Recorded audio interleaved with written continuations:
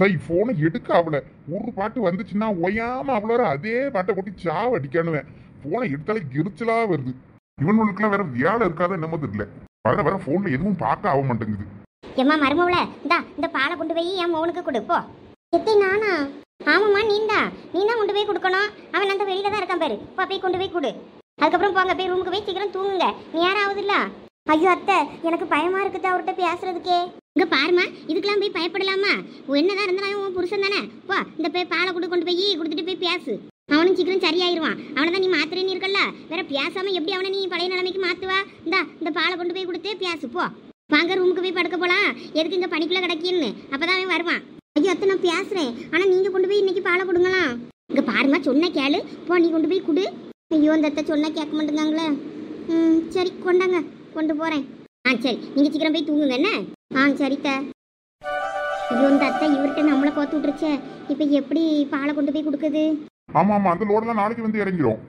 சரி அதெல்லாம் நான் பாத்துக்கிறேன். அத்தா சரி நான் அப்புறம் பேசுறேன். என்னது அத்தானா? இந்தாங்கத்தா பால் அத்தை கொடுத்து விட்டாங்க. பாரு உங்ககிட்ட ஆல்ரெடி சொல்லியிருக்கேன் என்கிட்ட எந்த உரிமையும் எடுத்துக்காதன்னு. சும்மா என்னைய அத்தான் பொத்தான்லாம் கூப்பிடாத. சந்தோஷனே கூப்பிடு. எனக்கு இந்த பாலெல்லாம் ஒன்றும் வேண்டாம். நீயே குடிச்சிட்டு போய் தூங்கு போ. இந்த காப்பி கொண்டு வரேன்னு வரது, அப்புறம் சாப்பாடு போட்டு தரேன்னு சொல்லி வரது, இப்படி ஒவ்வொரு வேலையும் எனக்காண்டி செய்யற மாதிரி என்கிட்ட நடிக்காத. கிளம்பு. என்ன இவரு நம்மள கிளம்புன்னு சொல்லிட்டு இவரு கிளம்பிட்டாரு. இது ஏற்கனவே தெரிஞ்சது தானே. நம்ம பாலை கொண்டு போனாலே இவர் இப்படிதான் சொல்லுவாருன்னு ஏற்கனவே எனக்கு தெரியும். இதுக்கு தான் அத்தைக்கிட்ட நீங்க கொண்டு போய் கொடுங்க அண்ணே. அவங்க கேட்காம என்னைய கொண்டு போய் கொடுன்னு சொல்லி கடைசியில் அவர் பாலை குடிக்காமலே போயிட்டாரு. சரி இனிமே நம்ம குடிச்சிட்டு போய் தூங்குவோம். மனசுல ஒருத்தனை வச்சுக்கிட்டு நம்ம கிட்ட எப்படிதான் பேசுறாளுங்களோ தெரியல. இந்த மாதிரி பொண்ணுங்க இருக்கிறதுனாலதான் நிறைய கல்யாண வாழ்க்கையில பிரச்சனையா வருது. கல்யாணம் வேண்டான்னு முதையே சொல்ல வேண்டியது தானே. இப்போ வந்து நின்றுகிட்டு இதை குடி அதை குடி அத்தான் பொத்தானிக்கிட்டு பக்கத்துல வர ஆசைப்பட்டாளுங்க. இவங்கள மாதிரி பொம்பளைங்களாலதான் ஆம்பளைங்க ஏமாந்து போறது. பாரு வந்து எப்படி ஒய்யாரமா படுத்து கிடக்காருன்னு. அன்னைக்கு இவர் யாருன்னே தெரியாதப்ப இவர் தந்த தண்ணியை நான் குடிச்சேன். இன்னைக்கு நான் இப்ப இவரு பொண்டாட்டி. இப்ப நான் கொண்டு வர பாலை இவர் குடிக்க மாட்டாராம். இருக்கட்டும் பாத்துக்கிறேன். இன்னைக்கு 2ல் 1 பேசி முடிவெடுத்தே ஆகணும். இன்னைக்கு இவருக்கு எல்லா விஷயத்தையும் சொல்லிட வேண்டியதுதான். நம்மளை யாருன்னே தெரியாத மாதிரி நடந்துக்கிறாரு. அதான் ஏன்னு புரிய மாட்டேங்குது. கல்யாணத்துக்கு முன்னாடி போன் எடுக்கலன்னு அதுக்குன்னு இவ்வளவு கோவமா? இப்ப நேர்ல வந்து பேசினா பேச மாட்டாராம். என்ன செய்யறது? நமக்கு இங்க இருக்க வீரம் அவரை பார்த்த உடனே போயிருது. அவர் பார்த்தாலே பயமா இருக்கு. என்ன பண்ணனே தெரிய மாட்டேங்க. சாலினி இப்படிலாம் பயந்த வேலைக்கு ஆகாது. எப்படி ஆயினும் இன்னைக்கு பேசி எல்லாத்துக்கும் ஒரு முடிவு கட்டணும். கூப்பிடுவோம். என்னங்க ஐயோ கோவமா பாக்குறாரு. என்ன பண்ண போறான்னு தெரியலையே. அடிச்சு விடுவானோ? என்ன இவர்கிட்ட பேச ட்ரை பண்ணா இப்படி தூக்கி உடைச்சிட்டு போறாரு ஃப்ளவர் வாச. இனிமே இதை பார்த்து பக்கத்துல பேச கூட நெருங்க கூடாது. இருந்தாலும் இந்த மனுஷனுக்கு இவ்வளவு கோவம்லாம் இருக்க கூடாதுமா. ஆனா ஒண்ணு அவ கண்ணை பார்த்தா மட்டும் நமக்கு என்னமோ ஒரு மாதிரியா கஷ்டமா இருக்கு. உள்ளுக்குள்ள என்னமோ பண்ணுது. அவளை நேருக்கு நேர் பார்த்து ஹேண்டில் பண்ண முடியாம தான் நம்ம அவளையும் தூக்கி விட்டு உடைக்க வேண்டி இருக்கு. பக்கத்துல நெருங்க விடாம பண்றதுக்கு. உன்னோட கோபமான பார்வையை பார்த்து என்னால சாதாரணமா கடந்து போக முடியல. அன்னைக்கு நீ என்ன பார்த்த பார்வையில உன்னை எனக்கு ரொம்ப பிடிச்சிருந்துச்சு. ஆனா அதே பார்வை இன்னைக்கு என் மேல நீ வெறுப்ப காட்டும்போது ரொம்ப கஷ்டமா இருக்கு. எவ்வளோ நாள் ஆனாலும் அன்னைக்கு நீ பார்த்த பார்வையை மறுபடியும் நான் பாக்குறதுக்காண்டி காத்துக்கிட்டு இருப்பேன். எவ்வளோ நாள்னாலும். என்ன நேற்று ராத்திரி மாதிரி தூங்காமவே இருக்கலாம்னு இருக்கியா? இல்ல எனக்கு லைட் ஆஃப் பண்ணாதான் தூக்கம் வரும். அதான் உங்ககிட்ட கேட்க பயமா இருந்தது. அதுக்கும் எதையாவது தூக்கி போட்டு உடைப்பீங்களோ இல்ல திட்டுவீங்களோன்னு அதனாலதான் யோசிச்சுக்கிட்டு நின்றுட்டு இருக்கேன். இங்க யாரையும் தூங்க வேண்டாம்லாம் சொல்லல. தூக்கம் வந்தா லைட் ஆஃப் பண்ணிட்டு படுக்கலாம். போய் சோஃபாவுல லைட் ஆஃப் பண்ணிட்டு போய் படு. பாருப்பா ரொம்ப பெரிய மனசுதான் சாருக்கு. ரொம்ப அதிகமா பேசாத. சீக்கிரம் லைட் ஆஃப் பண்ணிட்டு வந்து தூங்கு. ஏதோ கட்டில படுக்க வைக்க மாதிரி தான். இவரு கட்டில படுப்பாரு, நம்ம சோஃபால படுக்கணும்.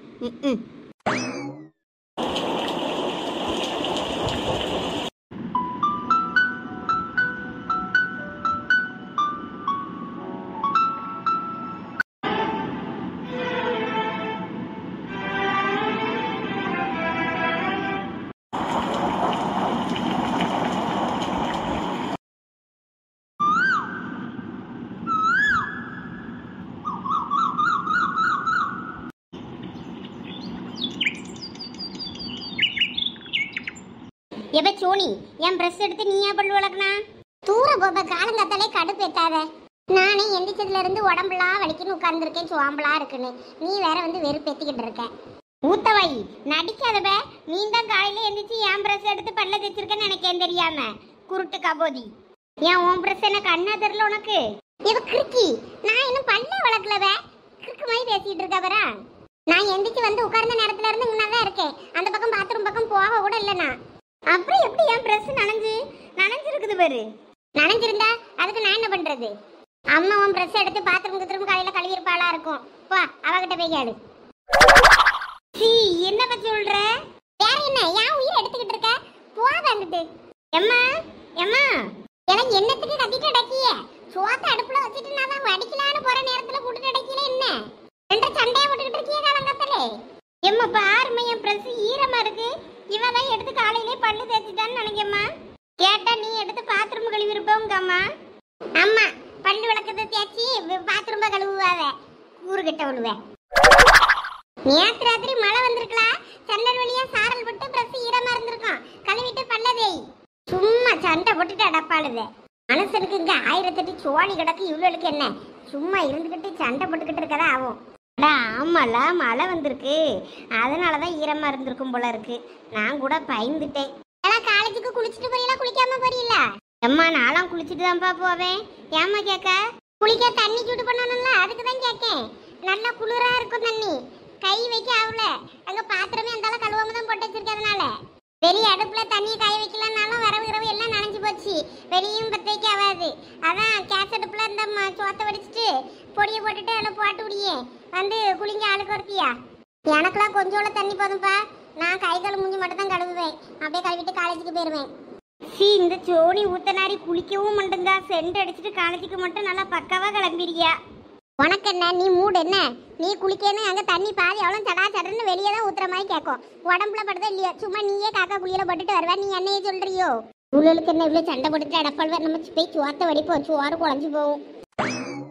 போலா போ, போய் உன் பாத்ரூமா நல்லா ப்ரெஸ்ஸை போட்டு தேய். என்னது போய் ஏன் பாத்ரூம்பு, நான் எதுக்கு கழுவணும்? அதான் ப்ரெஸ்ஸை தூக்கிக்கிட்டு நிக்கல, உன் வாயதான் பல்ல நல்லா வளர்க்கு போவாங்க. நானாவது பல்லு வளர்க்குறேன், நீ அதுவும் வளர்க்க மாட்டேக்கா ஊத்தனாரி. நீ முத போய் வளர்க்கலாம், வந்துட்டா என்னைய சொல்றதுக்கு. ஐயோ என்னங்க ஓடியாங்க?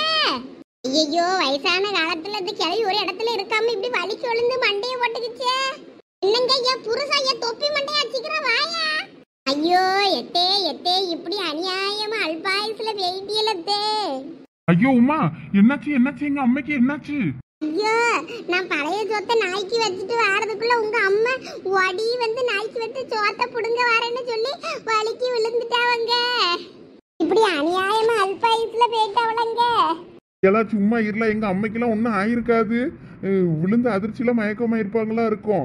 இரு, ஆஸ்பத்திரிக்கு தூக்கிட்டு ஓடுவோம். இல்லங்க, கண்டிப்பா ஆளு பட்டுன்னு போய் பொட்டுன்னு போயிட்டு நினைக்கேன்.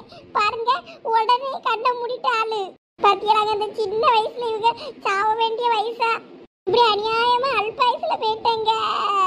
உமா வாய மூடு, நான் ஒரு ஆட்டோவை பிடிச்சு ஆஸ்பத்திரிக்கு கூட்டிட்டு ஓடியேன். நீ பின்னாடியே வா, நான் போயிட்டு இருக்கேன். வீடு கிட்ட கதவெல்லாம் போட்டணும்ல, சீக்கிரம் நான் போய் ஏதாவது ஒரு ஆட்டோ ஸ்டாண்ட்ல போய் அம்மாவை கூட்டிட்டு அப்படியே ஓடுறேன். ஹலோ சுடுகாடா? இன்னைக்கு ஒரு டெட் பாடி வரும், எரிக்கணுமா புதைக்கணுமான்றதை நாங்கள் அப்புறம் சொல்கிறோம். இப்போதைக்கு ஒரு டெட் பாடி வரும், அதனால கொஞ்சம் அலர்ட்டாக இருங்க. அதுக்கப்புறம் என்னென்னலாம் ஏற்பாடு பண்ணணுமோ ஏற்பாடு பண்ணி வச்சுக்கிடுங்க. என்னம்மா சொல்றீங்க? ஆமாம், இன்னைக்கு ஒரு டெட் பாடி கன்ஃபார்ம். சுடுகாட்டுக்கு சொல்லியாச்சு. அடுத்து பந்தல் பொடியவன், மைக் செட்டுக்காரன், மேலே தாளம் எல்லாத்துக்கும் சொல்லிடுவோம். ஹலோ, பந்தல் போடுற குருசாமி என்னண்ணா? ஆமாம்மா. ஆமா, நம்ம மேக்கத்தரு வீட்டுல இருக்க தொப்பி தலைய வீட்டுக்கு பந்தல் போட்டுருங்க சீக்கிரம். ஒரு டெட் பாடி விழுந்து போச்சு, பாடி சாயங்காலம் வந்துடும். சீக்கிரம் பந்தல் போடுங்க. சரிம்மா. அடுத்து என்ன மேளம் தார தப்பட்டை எல்லாத்துக்கும் சொல்லிடுவோம், தடப்படலாம் எல்லாம் பண்ணிடுவோம். திண்ணையில கடந்தவனுக்கு திடுக்குன்னு கல்யாணம்ன்ற மாதிரி நம்மளுக்கு இப்படி ஒரு காலையிலே சந்தோஷமான செய்தியா? எந்திரிச்சதும் இப்படி ஒரு நல்ல விஷயம் நடக்கும்னு தெரியாம போச்சே. இன்னைக்கு யார் மூஞ்சில முழிச்சேன்? என் மூஞ்சில நானே கண்ணாடியில முழிச்சேன். அதனாலதான் இந்த சந்தோஷமான விஷயம் நடந்திருக்கும் போல இருக்க. இதே மாதிரி தானே கிழவி, எனக்கு ஒரு கனி சுடுகாட்டுக்கு சொல்லி வெட்டியானுக்கு சொல்லி பாட பந்தலன்னு எல்லாம் ரெடி பண்ண. இரு, உனக்கு நான் ரெடி பண்றேன் இன்னைக்கு. எம்மா எம்மா, என்னைய பாருமா, என்னைய விட்டு போயிடாதம்மா. செல்வம் செல்வம், நீ ஒன்றும் வருத்தப்படாத, ஒன்றும் இருக்காது உங்க அம்மாவுக்கு. சீக்கிரம் போயிடலாம். நல்ல நேரத்துல வந்த நண்பா, இல்லைன்னா என் நிலைமை என்ன இருக்குமோ தெரியல. நானும் எங்க அம்மா ஊர்ல இருந்து இன்னைக்கு வாரேன்னாவ, அதான் கார்ல கூப்பிட போறேன். எங்க அப்பா பையன் எல்லாருமே வாராவலாம், அதனாலதான் வண்டி எடுத்துட்டு போயிட்டு இருந்தேன். அப்பதான் நீ அம்மா ஒதுக்கிட்டு ஓடி இருந்ததோ அந்தளவு கார்ல ஏத்திட்டேன். இந்த உதவியை ஒரு நாளும் மறக்க மாட்டேன் நண்பா. அட நீ வேற சும்மா இரு செல்வம். அம்மாவை ஆஸ்பத்திரியில் கொண்டு சேர்ப்போம். எதுக்கும் அந்த இதுக்குள்ள தண்ணி கிடக்கும் பருக்கில அதை எடுத்து தண்ணி தெளிச்சு பாரு உங்க அம்மாக்கு. ஒருவேளை மயக்கத்துல இருந்தாங்கன்னா எந்திரிச்சிட்டாங்கன்னா பார்க்கலாம்ல. ஆமால்ல, எனக்கு எங்க அம்மாவை இப்படி பார்த்ததும் ஒரு நிமிஷம் பதறி போயிட்டேன்னா உடனே ஆஸ்பத்திரிக்கு தான் தூக்கிட்டு ஓடணும்னு தோணுச்சு தவிர இந்த தண்ணி தெளிச்சு பார்க்கணும்னு எல்லாம் தோணல. எதுக்கும் தண்ணி தெளிச்சு பாரு. அவங்க எந்திரிச்சிட்டா கூட நம்ம ஒருக்கா ஆஸ்பத்திரியில போய் செக்அப் பண்ணிட்டு வந்துடலாம். சரி ராஜேஷ். எம்மா ப்ளீஸ்மா எந்திரிம்மா, என்னை விட்டு பெயராதம்மா ப்ளீஸ்மா. ஐயா எம்மா முழிச்சிட்டியா நீ? ஆமாய்யா முழிச்சிட்டேன். ஆமா எங்க போயிட்டு இருக்கோம் நம்ம? எம்மா நீ கீழே விழுந்து பதட்டத்துல அந்தாலும் மயங்கிட்டியா? எனக்கு அந்தாலும் ஒரே பயமா போச்சு. அந்தால நான் அங்க உன்னைய தூக்கிட்டு ஆஸ்பத்திரிக்கு உடனே அப்பதான் ராஜேஷனே வந்தவா, அந்தாலும் அவைய கார்ல போட்டுட்டு கூட்டிட்டு போய்கிட்டு இருக்கேன். ஐயா அப்படியா? எனக்கு ஒன்றும் இல்லையா, நல்லா தான் இருக்கேன். அது நேற்று ராத்திரி மழை பெஞ்சித்து பத்தியா, அது சவுதியாக கிடந்திருக்கு. நான் கவனிக்காம வேகமாக பொண்டாட்டி நல்ல கஞ்சை கொண்டு போய் நாய்க்கு வைக்கலன்னு அவளை வைக்காதன்னு சொல்ல ஓடி போய் அவள் வச்சாளா. அவட்ட இருந்து அந்த பாத்திரத்தை வாங்கலான்னு ஓடுனவா அந்த சவுதியில் வலிக்கு உளுந்துட்டேன்.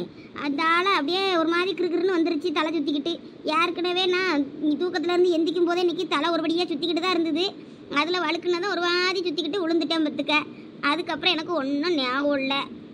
எம்மா அந்த நாய் எந்த நாய்க்கும் சோத்தை வச்சுட்டு போட்டுன்னு விட வேண்டியது தானம்மா. நீ என்னத்துக்கு அதை வாங்குறதுக்கு ஓடுன பாரு. இப்ப நீ தான் உளுந்து கைய காலம் உடைச்சிட்டு அடக்க. கை காலுக்கெல்லாம் ஒன்றும் இல்லையா, குறுக்கு தான் நல்லா நோவுது. ஏற்கனவே நேத்தே கொஞ்சம் குறுக்கு நோவுதுன்னு சொல்லிட்டு தான் கம்பவுனிட்டே நடந்தேன். இப்போ கூட கொஞ்சம் குறுக்கு நோவுதியா. சரி ஆஸ்பத்திரிக்கு தானே போறோம், போயிட்டு கையோட டாக்டர்கிட்ட எல்லாம் செக்அப் பண்ணிட்டு வந்துடலாம் வா. சரியா. எல்லாருக்கும் சொல்லியாச்சு, எல்லா ஏற்பாடும் பண்ணியாச்சு. ஏனுமே டெட் பாடி வர வேண்டியதுதான் மிச்சம். நேத்து விமல் வர முடியும்னு சொன்னா ஒரு வாரத்துக்கு சும்மா சொல்லியிருப்பானா இருக்கும். அதான் இன்னும் கடைக்கு வந்திருக்கோம்டான்னு நினைக்கேன். ஒரு போன் அடிச்சு பார்ப்போம் என்ன மெசேஜ் பண்ணியிருக்கான். நான் நேத்து சும்மா சொல்லியிருப்பேன்னு நினைச்சிட்டு எனக்கு கால் பண்ணி வேலைக்கு கூப்பிடலாம்னு நினைக்காத மிச்சான். நான் கண்டிப்பா லீவு தான் ஒரு வாரத்துக்கு. நான் என் ஆளோட வெளியே போறேன், அதனால எனக்கு கால் மட்டும் பண்ணிடாத. அடப்பாவி, நம்மளை பத்தி நல்லா புரிஞ்சு வச்சிருக்கான்.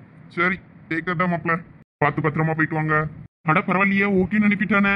என்னங்க தனியா சிரிச்சிட்டு இருக்கீங்க? செல்லம் என் ஃப்ரெண்டு ஓகேன்னு சொல்லிட்டான் ஒரு வாரம் லீவுக்கு. சீக்கிரம் துணிமணி எல்லாம் பேக் பண்ணு, நம்ம எங்கேயாவது வெளியே போயிட்டு வரலாம். எங்கெங்க போறோம் நாம? ஊட்டி கொடைக்கானல் எங்கேயாவது ஜில்லுன்னு இருக்க பிளேஸ்க்கு போயிட்டு வருவோம். இங்க வெக்க தாங்கல, நம்ம இங்கெல்லாம் செட் ஆகாது. ஒரு வாரத்துக்கு வெளியில என்ஜாய் பண்ணிட்டு வரலாம். சீக்கிரம் துணிமணி எல்லாம் எடுத்து வை. திடீர்னு அவன் யார்கிட்டயாவது கோச்சிட்டு சண்டை போட்டுட்டு அவன் பொண்டாட்டிட்டே சண்டை போட்டுட்டு நான் என்கிட்ட பஞ்சாயத்துக்கு வந்தாலும் வந்துருவான். அதனால சீக்கிரம் கிளம்பு, இடத்த காலி பண்ணுவோம். சரிங்க, அந்த எடுத்து வைக்க. டாக்டர் எங்க அம்மாவுக்கு ஒன்றும் இல்லையே. பயப்படுற மாதிரிலாம் ஒன்றும் இல்லை. அவங்களுக்கு கொஞ்சம் சுகர்லாம் அதிகமாக இருக்குது. கொஞ்சம் அவங்க சுகர் கண்ட்ரோல் பண்ணணும். இன்றைக்கி ஒரு நாள் இருந்து ட்ரிப்ஸ் எல்லாம் போட்டுட்டு போங்க. அவங்களுக்கு ரொம்ப ஹெல்த் கம்மியாக இருக்குது. அதனால் கொஞ்சம் ட்ரிப்ஸ் எல்லாம் போடுறேன். இன்றைக்கி இருந்து ட்ரிப்ஸ் போட்டுட்டு போங்க. மற்றபடி ஒன்றும் இல்லை. அவங்க அப்பப்போ இடுப்பு வலிக்குதுன்னு சொல்கிறாங்க டாக்டர், ஏதோ சுளுக்கு பிடிச்ச மாதிரி இருக்குன்னு. அது சரியாயிருமா டாக்டர்? இப்போ மருந்து ஊசியெல்லாம் போட்டிருக்குதுல்ல, சரியாகுதான்னு பார்ப்போம். இல்லைன்னா அதுக்கப்புறம் பார்த்துக்கலாம். சரி டாக்டர். அவங்களுக்கு சாப்பிட்றதுக்கு கீரை, பாகக்காய் அந்த மாதிரி தான் ஐட்டம் கொடுக்கணும். சாப்பாடெல்லாம் ரொம்ப அதிகமாக கொடுக்கக்கூடாது. நைட்டுக்கு சப்பாத்தி எடுத்துக்கணும். இந்த மாதிரி தான் சாப்பாடு ஐட்டத்தெல்லாம் பார்த்து சாப்பிடணும். இல்லைன்னா சுகர் லெவல் அதிகமாயிரும். சரி டாக்டர். இன்னும் 2-3 பாட்டில் ட்ரிப்ஸ் போட வேண்டியிருக்கு. அதனால நைட் ஆயிரும். நீங்கள் வெயிட் பண்ணி தான் இருந்து போகிற மாதிரி இருக்கும். ஐயோ 2-3 பாட்டில்லாம் தாங்காது டாக்டர். இந்த ஒரு பாட்டில் முடிஞ்சது நாங்கள் வீட்டுக்கு போகிறோம். எனக்கு நல்லா தான் இருக்குது உடம்பு. அம்மா அங்கே பாருங்க, அப்படியெல்லாம் சொல்லாதீங்கம்மா. உடம்பு ரொம்ப வீக்காக இருக்கு உங்களுக்கு. எம்மா நீங்க கொஞ்ச நேரம் சும்மா இருங்க, அதான் டாக்டர் சொல்றாருல. டாக்டர் நாங்க வெயிட் பண்ணி இருந்து எல்லாம் போட்டுட்டு போறோம். சரி. மற்றபடி நர்ஸ் வந்து அப்பப்போ எல்லாம் சேஞ்ச் பண்ணிடுவாங்க. நீங்கள் ஒன்றும் ஒரி பண்ணிக்காதீங்க. Okay doctor. நர்ஸ், அந்த 10 நம்பர் பேஷண்ட்டுக்கு ஊசிலாம் போடணும்னு சொன்னோம்ல, எல்லாம் எடுத்து வைங்க. இந்த வாரேன். ஏம்மா இங்க பாரு, இன்னைக்கு இருந்து பொறுமையா ட்ரிப்ஸ் எல்லாம் ஏறினதுக்கு அப்புறம் வீட்டுக்கு போய்கிடலாம். நான் வேணா வேலைக்கு லீவு சொல்லிக்கிடுங்க. நீ போவும்னு துள்ளாத, குளுக்கோசி ஏறட்டும். ஐயே இவனு கையை குத்தி வீங்க வச்சு விடுவானுவேன், உடம்பெல்லாம் பஞ்சராக்கி விடுவானுவேன். ஆஸ்பத்திரிக்கு வந்தாலே சீக்கு வந்த மாதிரி தான் இருக்கும். எனக்கு வீட்டுக்கு போனாதாம்ல நிம்மதி. என்னைய வீட்டுக்கு கூட்டு போயிடல, ஒரு நாள் பூரா ட்ரிப்ஸ் எல்லாம் தாங்காது. நீ அமைதியா இரு, கண்ணை மூடிட்டு தூங்கு.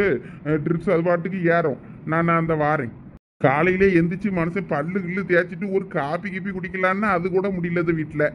நான் அதில் கேன்டீனில் போயிட்டு ஒரு டம்ளர் காப்பி குடிச்சிட்டு வரேன். நீ கொஞ்ச நேரம் இரு, எப்படியும் ட்ரிப்ஸ் முடிய நேரம் ஆகும்ல, நான் அதுக்குள்ளே வந்து நர்ஸை வேற மாற்ற சொல்கிறேன்.